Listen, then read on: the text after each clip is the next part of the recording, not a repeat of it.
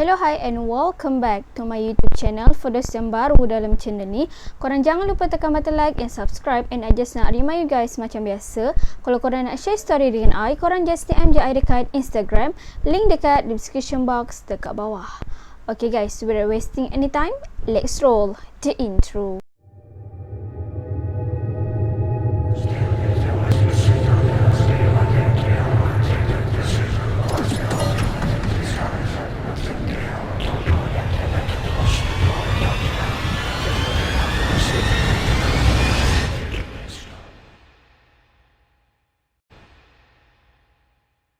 So, kisah ni sebenarnya berkaitan dengan rumah opah dia yang terletak dekat kampung. Okay.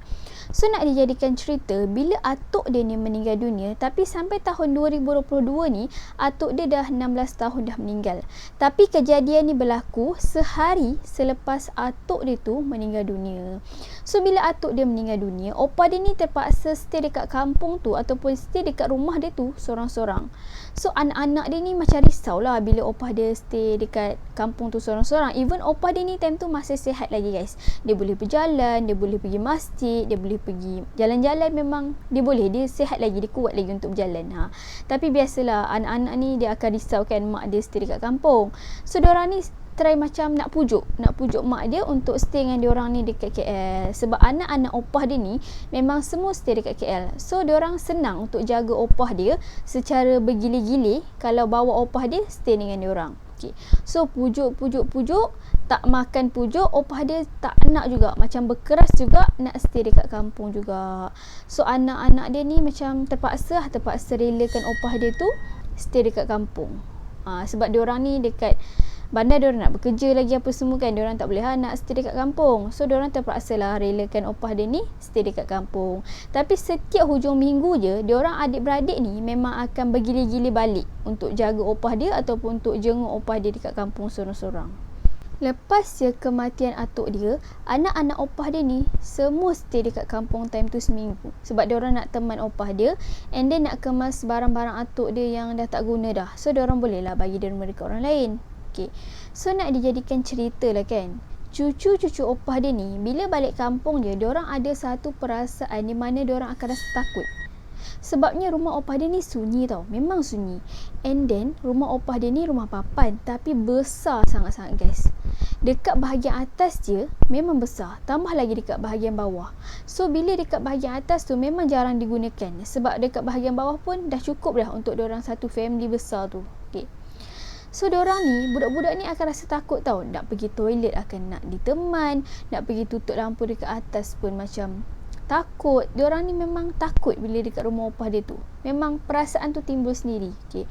So sampailah dah seminggu, anak-anak opah dia ni pun baliklah ke KL balik untuk kerja macam biasa. So tinggallah opah dia ni sorang-sorang. So bila kejadian ni ataupun peristiwa ni berlaku, bila opah dia ni start dah tinggal sorang-sorang. Benda ni dia pelik guys. Bila ramai orang, dia tak akan ganggu. Tapi bila opah dia ni sorang-sorang, benda tu dah mula ganggu opah dia tau. So waktu hari pertama opah dia stay sorang-sorang tu, opah dia dah mula diganggu. Tapi opah dia time tu buat macam biasa-biasa lagi lah, macam tak ada lah rasa takut sangat. Dia rasa macam maybe benda tu bukan benda yang nak ganggu dia. Okay. Sampailah hari keempat, benda ni berturut-turut ganggu opah dia. And ada satu hari ni, waktu tu opah dia tengah duduk lah dekat sofa macam tu lah kan. Waktu tu waktu senja guys. Dan kalau korang nak tahu juga, benda tu akan ganggu opah dia ni bila dah menjelang waktu senja. Okay.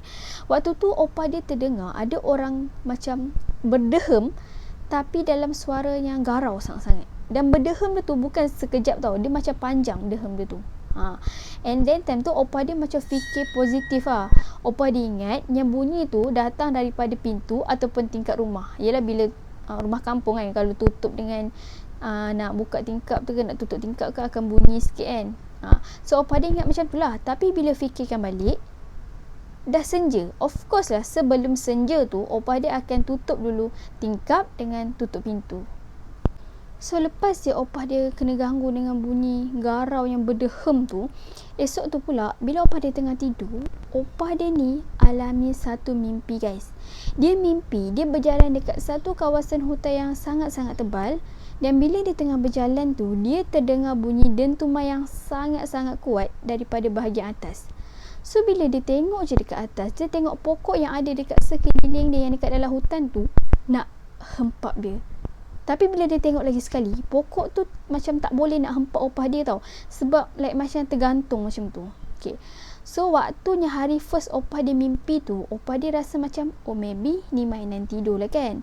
Tapi bila benda ni kerap sangat dia alami mimpi tu, sampailah hari kedua, hari ketiga, hari keempat, sampai hari kelima tetap juga mimpi yang sama, opah dia ni call anak-anak dia. Dia call anak-anak dia, dia cakap yang dia alami mimpi tu. So anak-anak dia ni lagilah risau kan, sebab opah dia ni stay sorang-sorang kat kampung. So anak dia ni try lah lagi pujuk opah dia ni untuk stay dengan dia orang. Tapi opah dia ni guys tetap tak nak juga. Dia still juga nak duduk dekat rumah dia tu. Dan kalau korang nak tahu juga, opah dia ni seorang yang sangat-sangat berani. Dia bukan jenis yang mudah untuk takut dengan benda-benda macam ni. Memanglah patutnya kita takut, tapi opah dia ni boleh lagi untuk tak rasa sangat seram dia tu. Okay. So ada satu hari ni, opah dia ni call anak-anak dia sebab dia nak minta duit. Dia cakap dia nak renovate bilik time tu. Okay. So anak dia ni bagilah macam biasa kan. Tapi sebenarnya opah dia gunakan bilik tu, duit tu untuk renovate bilik tu. Dia nak letak peti ais kecil, dia nak letak telefon, dengan dia nak bina toilet dekat dalam bilik tu. Sebabnya opah dia ni bukan je kena ganggu dengan bunyi tu, dengan mimpi, tapi setiap hari opah dia akan dengar bunyi cakaran pintu dekat bilik tu.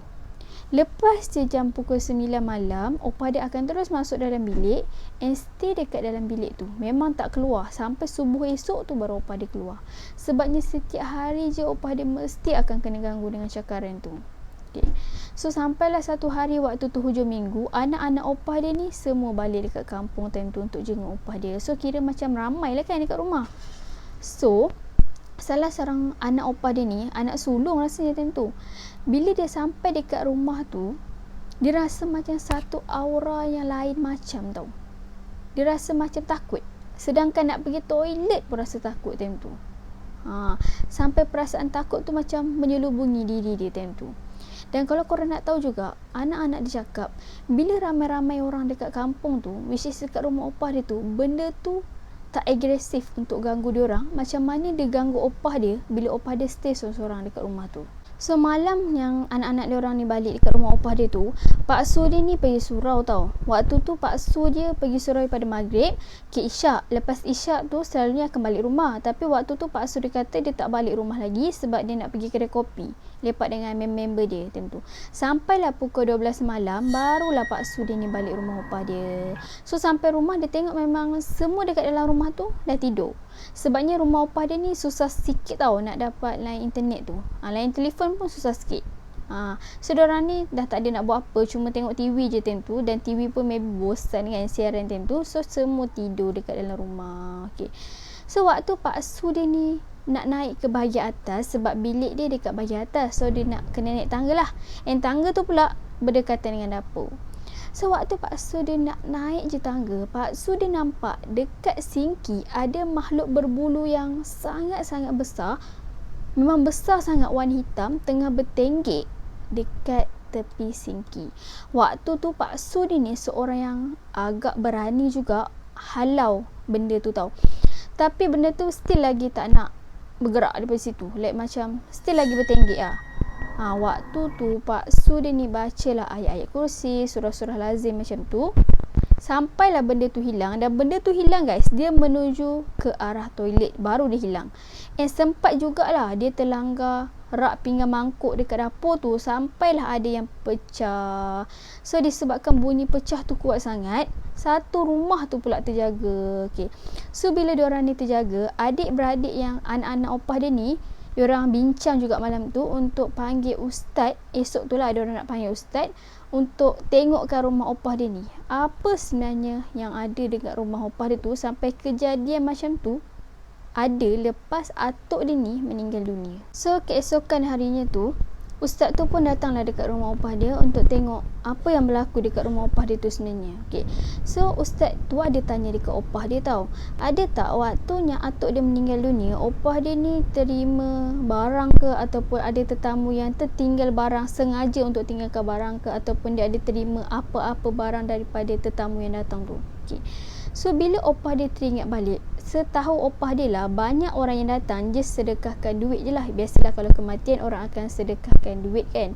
Tapi bila opah dia ingat-ingat balik, rupanya ada salah seorang kawan opah dia ni bagi kain batik dekat opah dia. Kawan dia kata dia tak mampu nak sedekahkan RM1, so dia sedekahkanlah kain batik. Dan menurut ustaz tu juga, sebenarnya kain batik tu ada peliharaan dia dalam tu. Dia sengaja letak peliharaan dia tu dekat rumah opah dia ni. Biar benda tu stay dekat rumah opah dia. So petang tu juga Pak Su dia ni dengan opah dia pergi dekat rumah kawan opah dia ni. So bila sampai je dekat sana, tengok rumah tu macam dah tak ada orang. Macam rumah tu dah ditinggalkan dah. So dia pun bagilah tahu ustaz macam biasa. Dan ustaz tu ambil kain batik tu, lepas tu dia pergi buang dekat sungai. Dan start daripada tu lah, benda tu dah tak ada dah dekat rumah opah dia. Dan sampai sekarang ni opah dia dah stay dekat rumah anak-anak dia dekat KL, sebab opah dia dah macam dah tak larat sangat nak berjalan lah. So susah lah bila opah dia stay dekat kampung seorang-seorang. So opah dia stay dekat KL dengan anak-anak dia dengan pembantu rumah. Okay. So tu je lah kisah gangguan kain batik. Okay guys, sebenarnya kita tak salah tau nak ambil pemberian daripada orang. Kadang-kadang kita pun tak tahu juga pemberian tu ada maksud yang tersirat daripada benda tu. Macam yang opah dia alami ni, opah dia tak tahu pun, sebab tu kan kawan opah dia. Opah dia pun tak tahulah, macam fikir orang nak bagi macam sedekah kain batik, sebab dia dah cakap dah dia tak boleh nak sedekahkan RM1 kan. Dan sebab tu lah opah dia ambil juga kain batik tu. Tapi sebenarnya nak cakap dekat sini, tak semua pemberian yang orang bagi dekat kita tu, walaupun even orang tu kita kenal sangat-sangat, benda tu boleh bagi kebaikan dekat diri kita sendiri. Takut di sebaliknya pula macam yang terjadi dekat opah dia ni. Okay. So tu je lah kisah untuk video kali ni. Mana-mana yang belum tekan button like and subscribe, korang boleh tekan sekarang. Dan jangan lupa juga tekan bell notification supaya korang tak terlepas dengan video-video yang akan datang. Stay tune on my next video. Bye.